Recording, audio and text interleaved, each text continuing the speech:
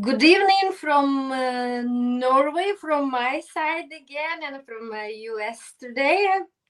Becoming quite popular for my guests from across all the ocean. Welcome to Diversity is the Game Changer.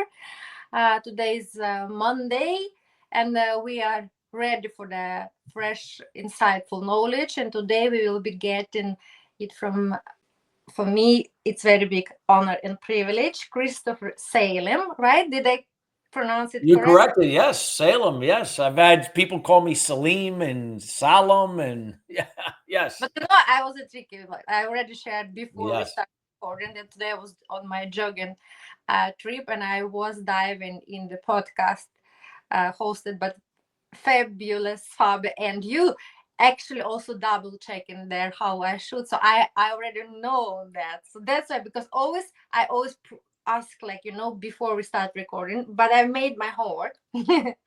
So welcome to Diversity is the Game Changer, the podcast where we explore how diverse minds, diversity of thoughts, and inclusive environments can make breakthrough moments in life, leadership, and legacy. And today with us, oh my God, really, really special guest. Please welcome, like I already mentioned, Christopher Salem, a powerhouse, powerful CEO, business acceleration strategist, executive mentor, keynote speaker, and award-winning author. Christopher is also the CEO and co-founder in Empowered Fathers in Action, a non-profit organization that transforms family dynamics by strengthening father-son bonds and dismantling generational dysfunction. From global media platforms like ABC, CBS, Fox, and NBS, and numerous other platforms, to boardrooms and conferences globally. Christopher's work in emotional intelligence, which is super, super interesting topic for me and very important. That's why, of course, it's inclusive leadership, business scaling, and impacting lives and organization across the world. So, welcome again. Thank you so much for being with us today on Monday. Yes, for finding the Thank you most for having me. valuable time, valuable, precious gift. It's your time. So, thank you. Pleasure to be here. Thank you, Christopher. And we then dive uh, by actually diving a little bit backwards. It was actually when we dare to dive there, I believe, and you also, I already know, made my homework, like we can actually then propel forward with prosperity. I mean, we are talking now about childhood, our childhood, which is so important, and all our roots from childhood, right? And our emotional blueprint from childhood. And I know you have had very special childhood, but I will let you talk about. So, Chris, you've done a lot of work about emotional intelligence, right? Yes. Especially that relates to leadership and parenting. But can you take us back to your own childhood and what values and experience shaped your adult Sure. and mindset? Thank you so much. Thank you. Well, appreciate that. Appreciate the introduction. Yeah, I would just say, I was a typical child boy growing up. Like to do a lot of boy things. Played sports. Used to ride a dirt bike and jump things. Like I was kind of a little daredevil, I guess, if you could call it. Used to race motocross when I was a kid. But I would say that during my childhood, I always had a mom that was there for me, and my brother. She did the best she could with my brother and I. My father was usually not around. He was traveling quite a bit, working to make money, and his goal in life was to be successful because he grew up poor, and he said to himself, I'm never going to ever be poor. I'm going to be successful and always have money. Now, of course, there's a price to pay for that, and that was him traveling and not being around the family.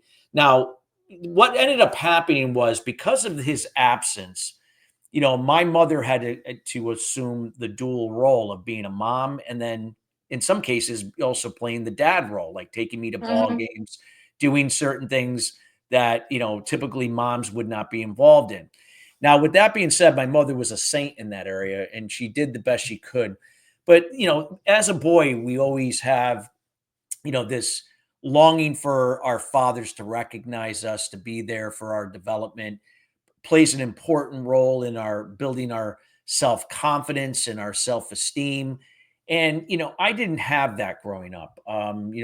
So a lot of times I was kind of like, not sure what I was doing. I was kind of going through the motions. Of course, I played sports. I did things of that to that nature, but I was never really always too sure of myself. And because of this lack of validation that I had growing up as a child, I began to realize that when I became a teenager, it started to now really manifest itself in negative ways. I began Mhm. to become angry, as I hit puberty, thinking that, oh, this is a great time in my life. I'm becoming a man.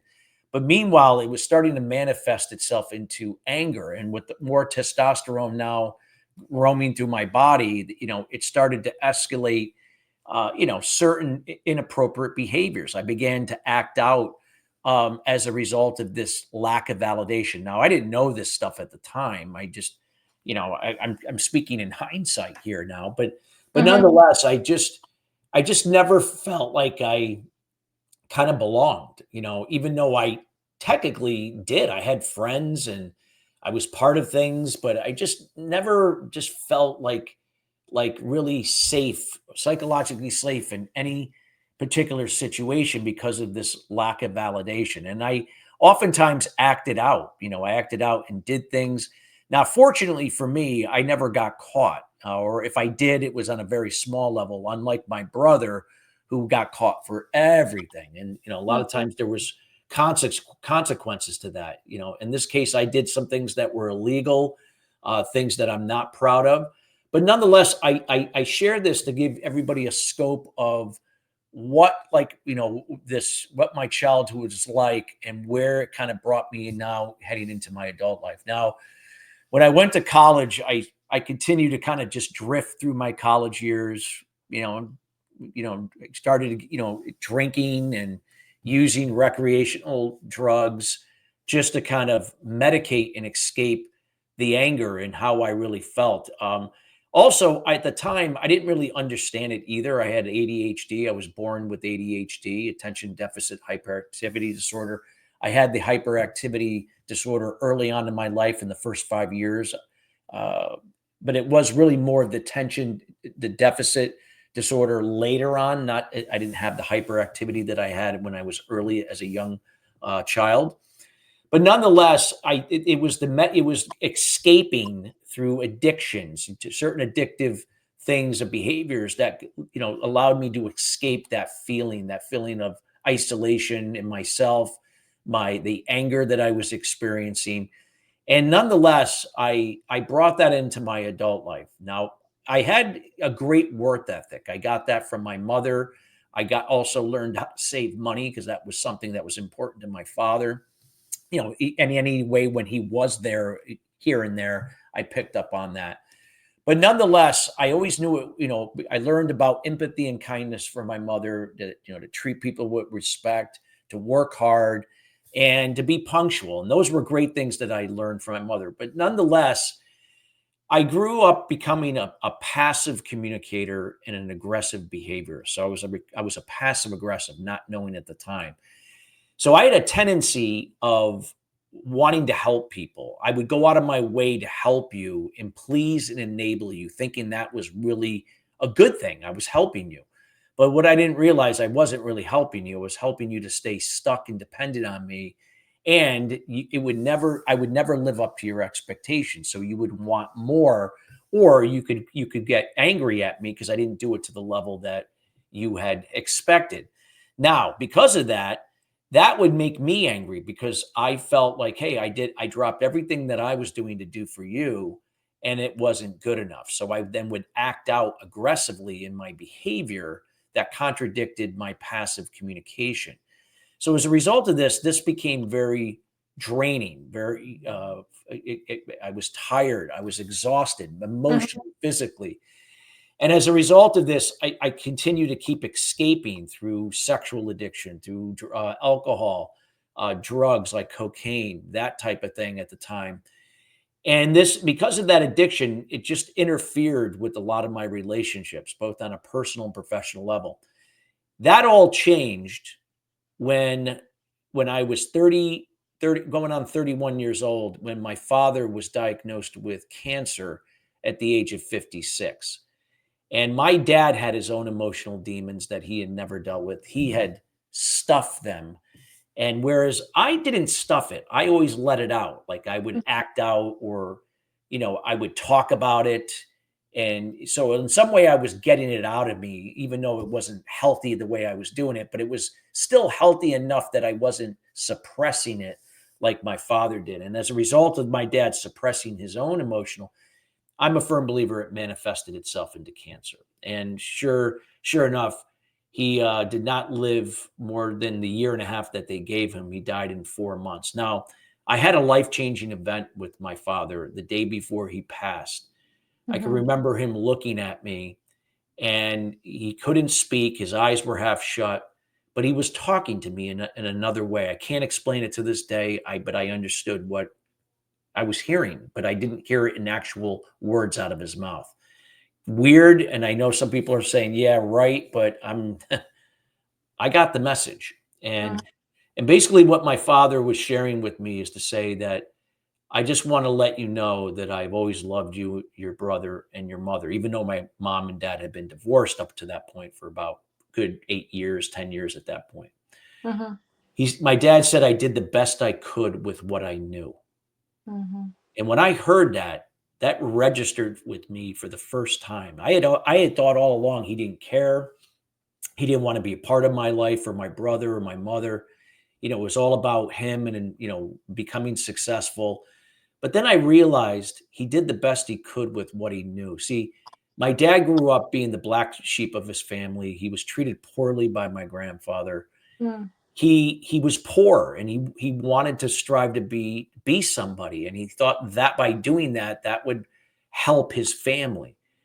So he did the best he could with what he knew. He didn't know how to be the father I desired him to be. And that was for the first time ever in my life that I realized no matter what deck of cards you've been dealt in your life, and as children, hey, that's not our, we're not responsible for that.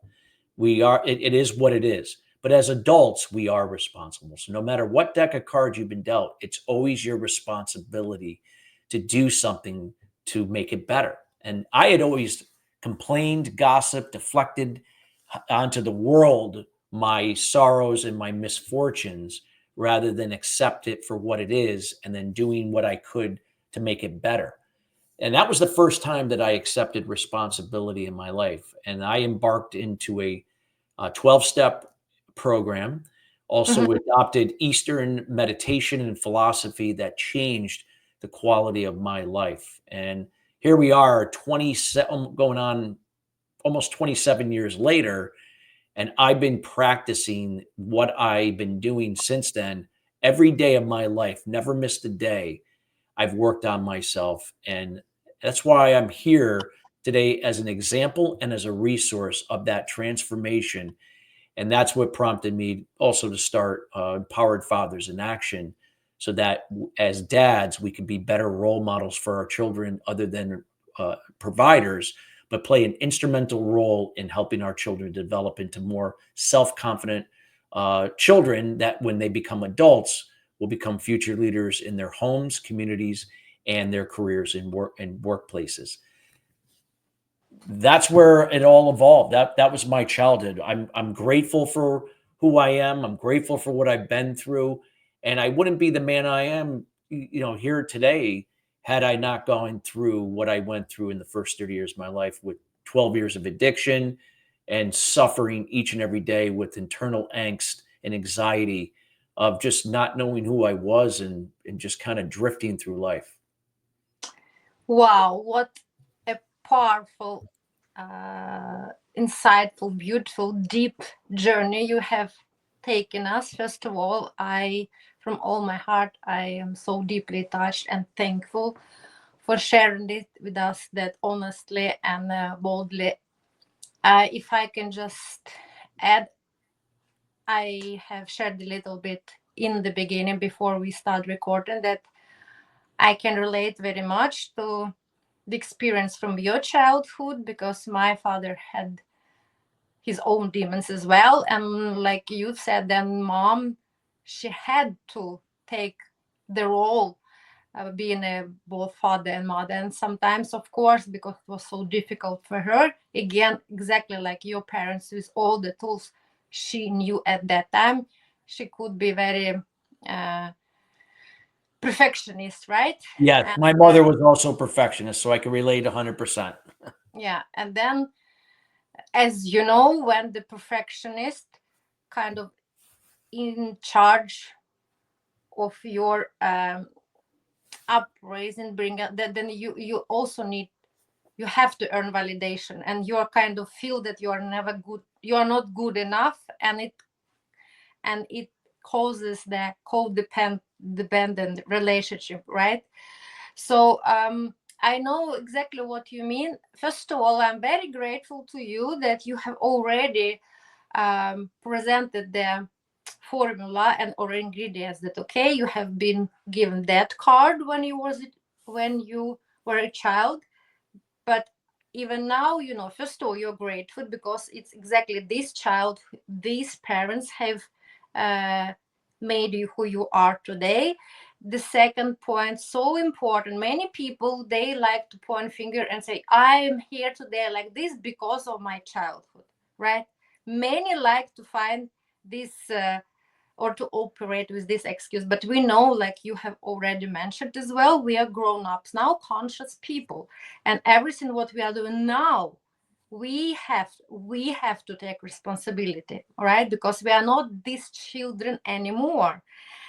And it's very different perspective because of course you can focus, and when the focus goes, energy flows. If you focus all the time to blame somebody, then it will be just the same rewards from the universe, from people, from God, from everybody, right? But if you go, first of all, deeply in silence and listen to your inner voice, and asking boldly question, not escaping, like by you have already mentioned, there are a lot of shortcuts, but they're not sustainable, right? Like alcohol, sex addiction, right? They function maybe some periods, but again, you have one day to face yourself, right? And I like very much the podcast I've been listening with you today. You have explained so brilliantly to Fabio the difference between codependence and interdependence. For me, it was the new insight, and I wanted to elaborate a little bit further on that. That could you please then explain more to our audience? And I know you have been doing this great job and help so many leaders and peoples through your journey, not every day. What is the difference, and how actually we can focus more on building healthy, interdependent um, interactions, relationship, instead of codependent, like you also have mentioned, Sure. by people pleasing, because I also was people pleasing the Yeah. life without this unhealthy codependence. Could you please tell these two difference? Thank you. Yeah. So I would say, again, we all have limiting beliefs. Limiting beliefs are established during our child development years. And these are the very things that could be impacting your confidence, self esteem, your ability to communicate effectively to yourself and other people. You might be communicating more from your inner critic, not your inner champion, and how you communicate in a passive and or aggressive way to people, not an assertive way, which is healthier. Passive aggressive or more codependent styles of communication. It impacts your behavior in a negative, like a passive aggressive way. Your attitude and how you see things happening to you, not for you, as a victim, using excuses. How you react to other people in situations rather than respond. Big difference. And you might be busy but not really productive because you're not laser focused on the priorities that are truly matter. Those are the challenging priorities that are going to move you upward and forward, not keep you in the middle, where you play it safe. So the whole idea is to recognize, can you get to the root cause of those limiting beliefs? Yes. And how you do that is through, a daily routine. For me, it started off with meditation. I could not get into a meditative state for the first 9 months. My ADHD, I had racing thoughts. But I white knuckled it, powered through it. And then eventually after 9 months, I got into a meditative state. Now that was many years ago. I do it every day. But meditation and journaling is what allowed me to get to the root cause of my self-limiting beliefs, that need for validation. That was through my father. So now I learned how to, when I wrote it down and I could look at it from a third party perspective, I learned to let it go. It didn't happen overnight. It took some time. But see, I don't need validation anymore. I can validate myself. I don't need it from another human being. When I know I did a good job, whether if somebody said I did or not, does not matter compared to back where that's what I required to function, to move forward, to feel good about myself. I can feel good about myself knowing that I did my best. I don't have to be the best. Now, there's other things you could do for a daily routine. Could be making your bed, taking a cold shower, working out, reading. But finding, again, meditation and journaling to me were the two core habits side by side that allowed me to get to the root cause of my limiting beliefs. And it helped me raise my emotional intelligence to learn a different way to live, a new philosophy on living and operating in business. And this is what it did. See, I had been living my life in the past and the future because that's where fear thrives. Fear loves the past. Those are your limiting beliefs.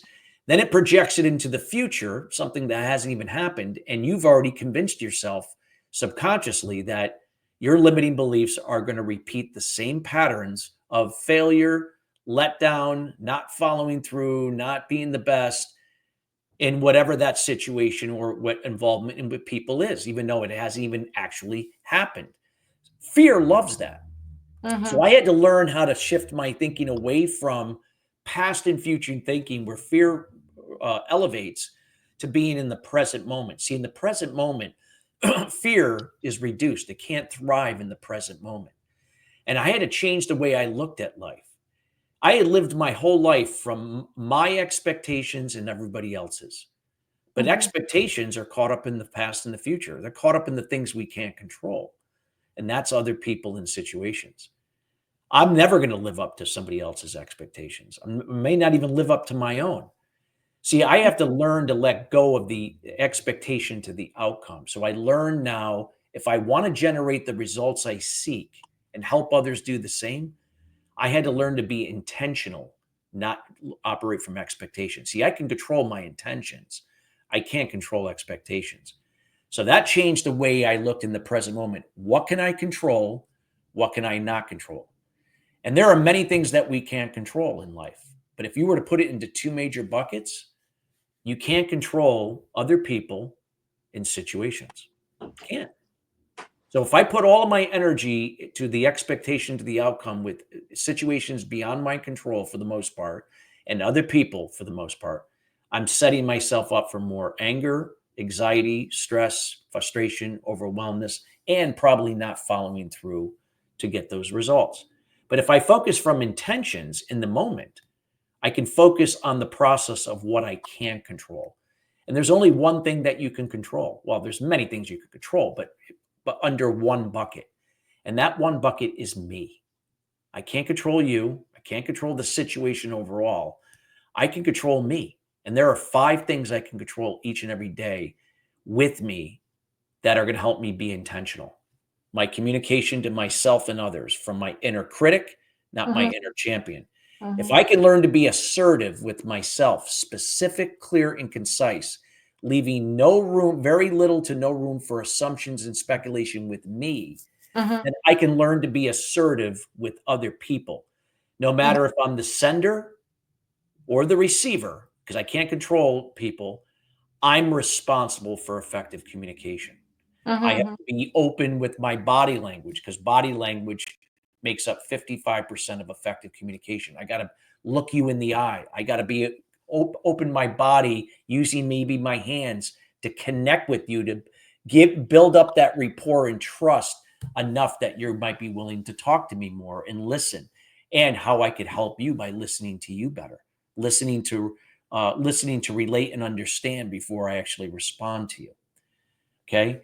So that's communication. Because before I was a passive communicator, I would just say yes to everything and forgo everything that was important to me because I wanted to be validated by you after I helped you. Aggressive people tend to be perfectionists. They tend to talk down to people. They want what they want, and you never live up to their expectation. And they have a hard time delegating. And because so, when they're forced to delegate, guess what? They micromanage you. See, so you can see how passive and aggressive styles of communication are not building psychologically safe spaces with people to step up in our role and duties together to bring in more inclusion and engagement. So I had to learn how to shift away from passive aggressive styles of communication and behavior to now being assertive with it. See, my behavior, I can control my behavior. Number two, I control my behavior. I had to make sure my behavior was assertive, just like my communication. So I had to ask more questions if I was the receiver of the communication, not just accept somebody that did this doesn't mean they understood what I was saying or I understood what they were saying. I had to clarify things or reframe things, look at their body language, look at their eye contact. So somebody said, "Are you okay?" Yeah, I'm fine. But that didn't mean they're fine. See, I began to pick up on personality types, multi-generational types, cultural and ethnic backgrounds. I began to be able to read people very well. This is why I've been able to build rapport and trust quicker with people from different personality types, multi-generational types, and cultural and ethnic backgrounds, because I'm able to build that rapport and trust. I had to learn to be assertive doing that with my communication behavior. My attitude I can control. It's either happening for me and or to me. I lived the first 30 of my life where it happened to me. I was the victim. I used excuses. Now I see challenges, obstacles, and problems as opportunities to grow and to turn them into results. I see the glass half full. If I have a 100-piece puzzle, I'm using that as an analogy. I'm not focused on the 88 pieces I don't have out of the 100 pieces. I only focus on the 12 pieces I have now. I trust the process of the other 88 pieces I don't have will come into my control over time. But if I get caught up in what I can't control, I'm setting myself up for more stress, more anxiety, more frustration rather than focusing on what I can. And then finally, I can control my emotions. I can either respond versus react. See, negative emotions are not a bad thing. They're a good thing. Also, it's just the mind and body telling you or sharing with you is you have something unresolved. But I don't have to react from it. I can I can pause, take a breath. I can remove myself for 10 minutes. I can sleep on it before I come back and respond in person or through an email or through a text. So I can always respond from a positive emotion while I'm dealing with the negative emotion. I don't have to react from it. And then finally is action. I can control my action. Am I focused on the priorities that truly matter, that are going to move me and help others through my example and resourcefulness move us forward? Or am I getting caught up in distractions or things that are not even relevant to what's important to me or what I'm working on? I have to learn how to prioritize better. I have to make sure I break down my goals more specifically into smaller attainable objectives using systems and activities to execute to make that happen. I got to delegate more the things that I don't, that other things can do for me. So it frees up the time to do the things that are most important to get that accomplish that goal. So I can control my communication to myself and others, behavior, attitude, emotions, and action. I can't control those same five things in other people in situations. And when I learned to be in the moment, we're working from intentions to what I could control, those five things with me, that allowed me to embrace the process and let go of everything else I can't control with expectations to lead to the results I seek. Does that always mean everything turns out right? No, not necessarily. But then I just see it as, okay, what did I learn? Where can I get better at? I don't get tied to the outcome. This is what allows me now to operate with less stress, less anxiety, not feeling overwhelmed, not being as angry as I used to be. And I'm able to now see and appreciate and have more gratitude when things do turn out well from trusting the process in the moment from intentions. That is how EQ can transform you. And through your example and resourcefulness, through those 5 things that you control, you can empower others to do for themselves. Amazing, amazing is the whole script for how you can actually transform totally your life through the power of emotional intelligence, right? And this is the key. And if I just could add, first of all, I have discovered the power of meditation and daily routines and practices a couple of years ago. And now, as I'm following your path and many other people, so for me, it's priority number one, like in the morning as well. I'm doing my bed meditation and then it's journaling, and I'm always start and finish my day with meditation and with gratitude. I'm really practicing gratitude. And if you would just allow me to add that people really in our shortcut, very fast pathway, sometimes believe that everything should happen very quickly and results should get and come to them just right now. But with that, it's like muscles. You have to train those muscles and you have to be persistent and you have to have discipline, because if you Oh, meditate yeah. and somehow nothing has changed and people, that's not for me.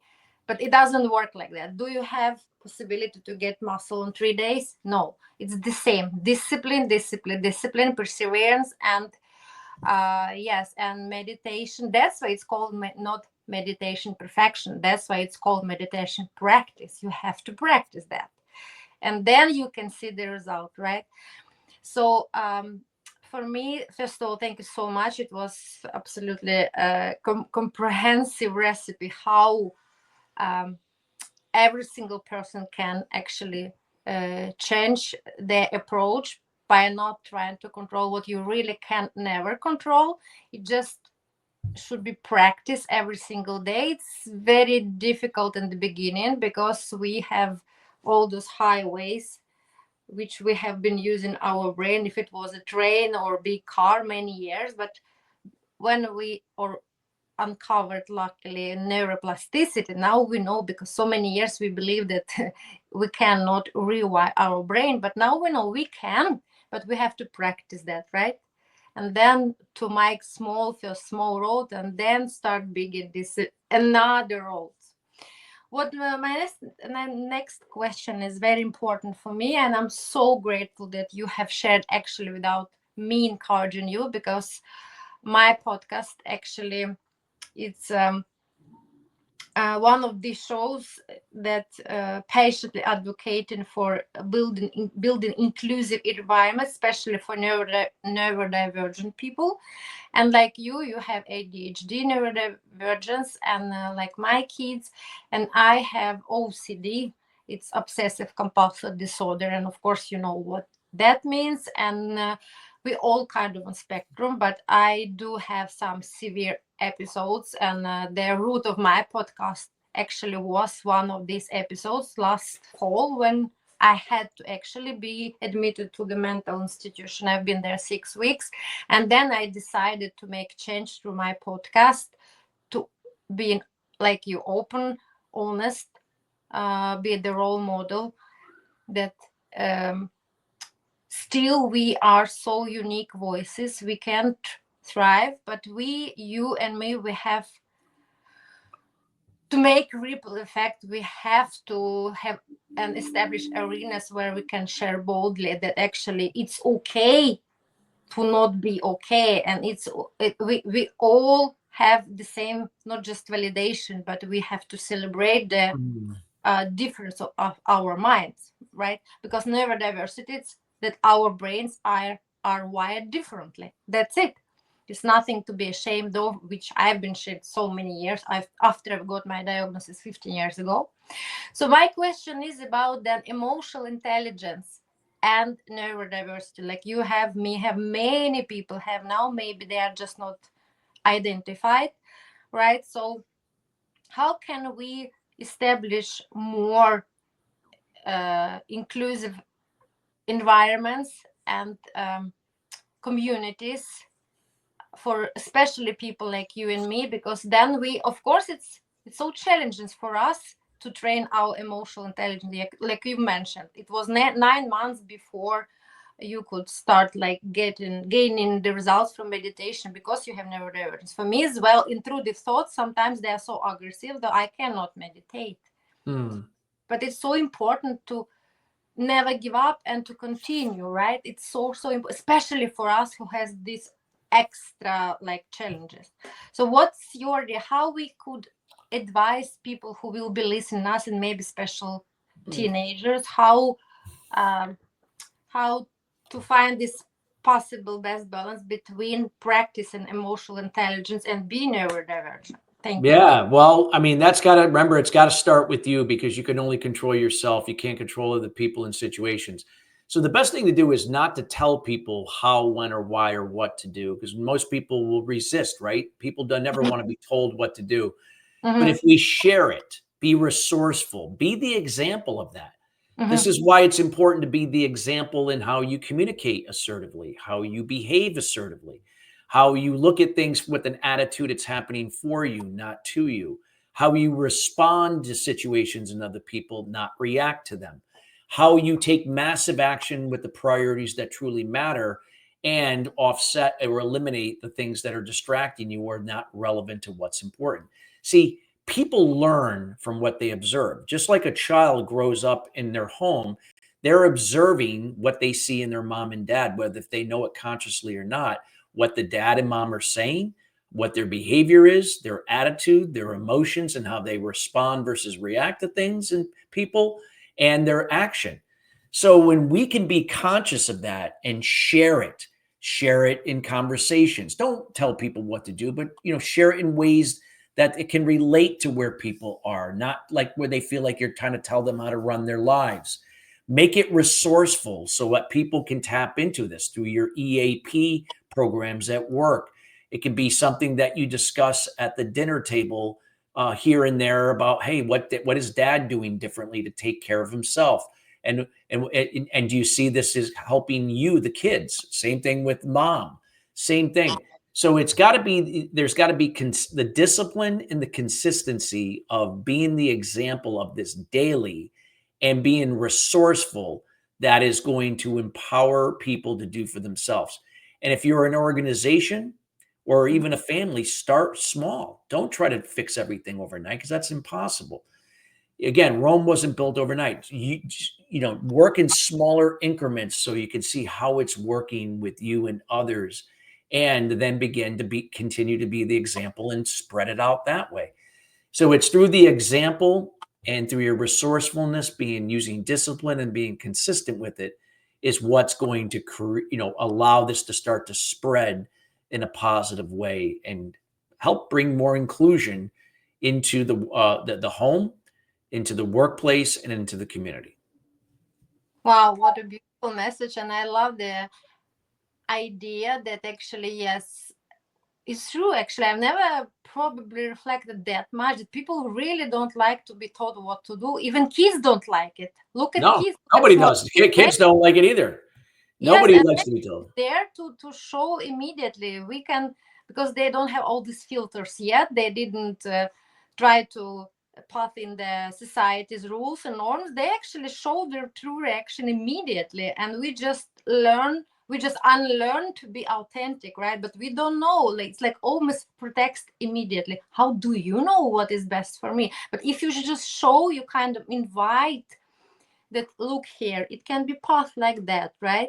So I'm the role model by my storytelling. You can choose either to follow me, but it also the validation that there are many ways to do it, right? It's so powerful message. Like, start small and just be open, like, look, there are maybe some others possibilities how you can act and handle, just by really being a role model. And then we know growth is contagious, healing is contagious, but just small. Just don't talk people, look at me and do like me. No, even don't say, just do it, right? Like you and me, we just say that, and always like, look, I done that and that. And then people can be inspired by that. Oh wow, if she could be half a year ago, like, in pajamas, sitting in mental institution, and now she's running podcast. Why not me? Like, what is the difference between us? No, we just wired differently, and that's so beautiful Yeah.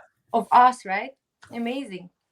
So before we wrapping up today, I would actually love to sit more and more with you, and I hope one day we can meet and elaborate so much, because it's obvious we have so much in common, right? And I will always play a little game with my guests. It's I'm joking, like, this escalation maybe from me, like, already shared the prehistory, and now I'm running this show, so I don't have that big team. But okay, my kids helping me and my parents. But I'm joking. Also, I have this vice president. She's very helpful, and I do believe in magic. We started from childhood, and we know this fairy tale Aladdin. I loved always that, and I've been always fascinated by this magic and genie and lamp, and I do believe that it's still somehow it's actually everywhere. If you believe, like you said, trust the process. So actually, it's genius everywhere. You just need to pick up the signals, right? So, but my question is today. This is a little bit modest version, so she cannot grant you 3 wishes, but one wish you can make it today for my friend. Sure, I'd be happy to. So yeah, so my then question would be, and it can be small, big, it's whatever. It's exactly what you feel now, what is on your soul or in your soul just right now, what that wish would be. Thank you. Do you want me to say it or just to myself? No, you should say it. Yes, then you should say it. Well, And I would say that, it would be, my wife has been dealing with neuropathy now for the last 3 years. So I will wish that she finds a alternative method to either offset the pain or eliminate the pain, and that we can find something that could help her to get back to her true self, prior to this becoming a major problem in her life. oh, I understand, and of course I'm joining with all my vibration and healing waves and meditation, praying. I'm doing God that it will be cured as soon as possible. Of course, thank you so much. It was Thank really you. beautiful of you to wish, of course, again, not for yourself but the person you love, I'm sure, so much.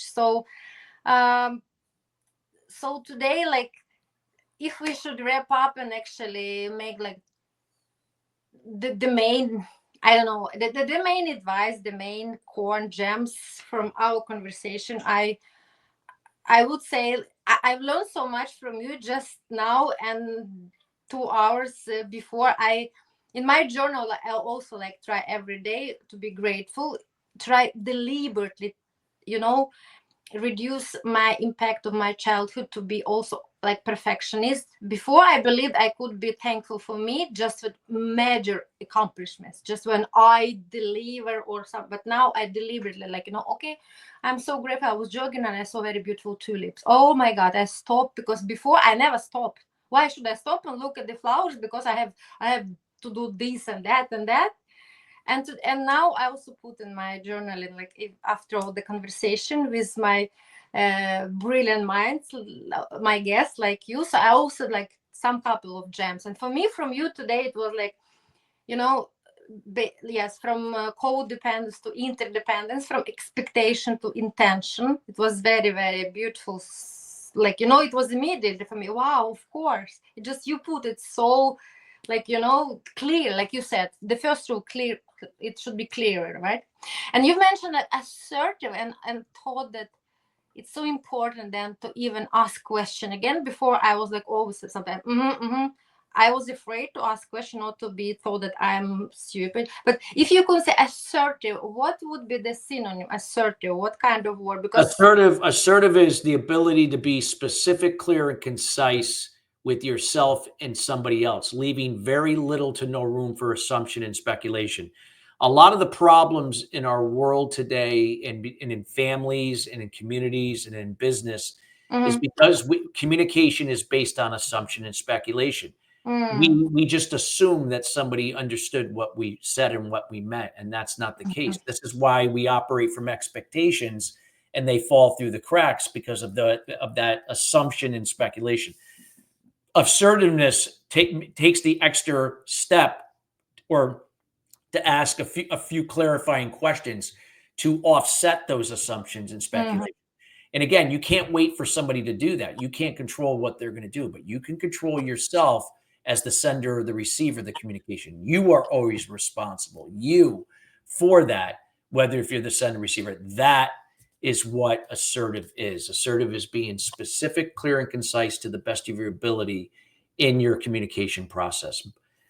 Body language, tone of voice, words, written format, whatever, any combination thereof.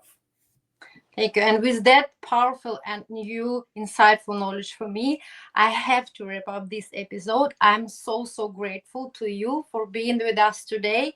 And just for 45 minutes, I could train my brain muscle so for so many years, and I'm so, so grateful. I know that our audience love everything that you have shared today.